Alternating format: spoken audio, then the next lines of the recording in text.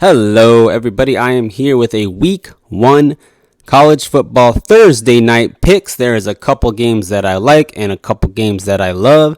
Let's dive right into it. First game that I like, we have Temple traveling to Rutgers. Rutgers is a minus 14.5 favorite. To me, that is way too many points. Both teams are not that great. Just way too many points. Temple does cover spreads. Last 5 years at a 62% clip. I like Temple to stay within that 14.5 points. And I actually think that line is moving up a little bit. So just check around. Might be 15, might be 15.5. I like Temple covering the spread. Next game that I like, we got University of South Florida traveling to NC State. North Carolina State is a minus 18.5 favorite. I like NC State to cover that spread. Way too many future pros on that team not to cover this spread. I do see South Florida maybe sticking with NC State for a half, but that second half I got NC State flying by them, covering that spread. Next game that I like, University of California Davis, UC Davis, coming to Tulsa. Tulsa is a minus 24.5 favorite.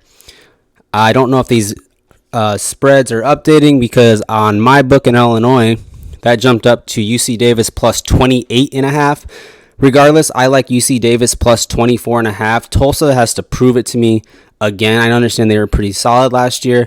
They lost their best defensive player. I think they lost their quarterback as well. So Tulsa's going to have to prove it to me again.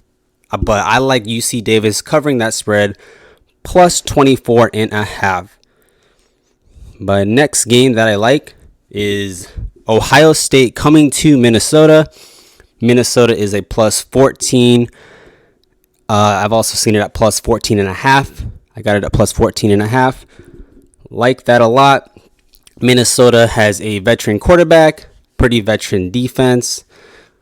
They were destroyed last year by COVID, so I feel like their record last year, I'm not even going by that.